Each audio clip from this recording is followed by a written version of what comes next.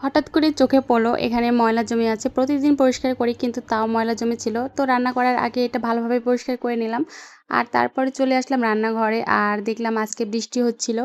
আর বৃষ্টির দিনে আমার কিন্তু খিচুড়ি খেতে খুবই ভালো লাগে। আর বৃষ্টির দিনে কিন্তু খিচুড়ির স্বাদটাও অনেক বেড়ে যায়। তো ভাবলাম আজকে খিচুড়ি রান্না করি। তো আজকে সবজি দিয়ে খিচুড়ি রান্না করব না। আজকে ভাবলাম গরুর মাংস দিয়ে খিচুড়ি রান্না করি। তো আমি মাংস নিয়ে নিয়েছি কিছু আর এটা আমি মশলার সঙ্গে ভালোভাবে দিয়ে দিয়েছি। আর আমার সব ধরনের খিচুড়ি ভালো লাগে সবজি দিয়ে বা ডাল দিয়ে বা মাংস দিয়ে সব ধরনের খিচুড়ি খেতে পছন্দ করি। আর বৃষ্টির দিনে তো কোনো কথাই নেই।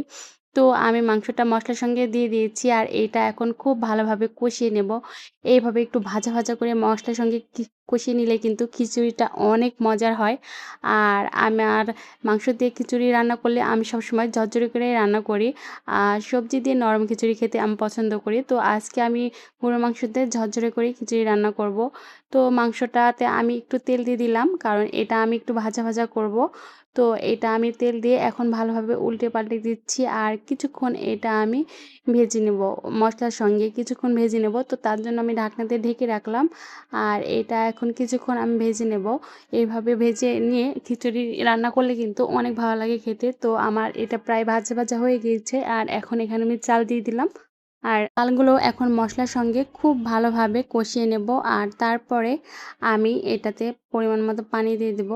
কারণ এইভাবে চালের সঙ্গে এখন এই মাংসটা ভালোভাবে কষিয়ে নেব। কারণ প্রায় মাংসটা ভাজা হয়ে গিয়েছে আর এখানে আমি আরও কিছুক্ষণ কষিয়ে নেব তাহলে মাংসটা কিন্তু প্রায় অর্ধেক সেদ্ধ হয়ে যাবে।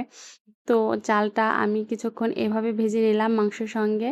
তারপরে আমি এখানে পরিমাণ মতো পানি নিয়েছি। পানিটা আমি গরম করে রাখছিলাম। তো আমি ফুটন্ত গরম পানি দিয়ে দিয়েছি। দিয়ে আমি এটা এখন খুব ভালোভাবে পরিমাণ মতো পানি দিয়ে রান্না করে নেব। আর এভাবে কিন্তু খিচুড়ি রান্না করলে অনেক মজার হয় খেতে।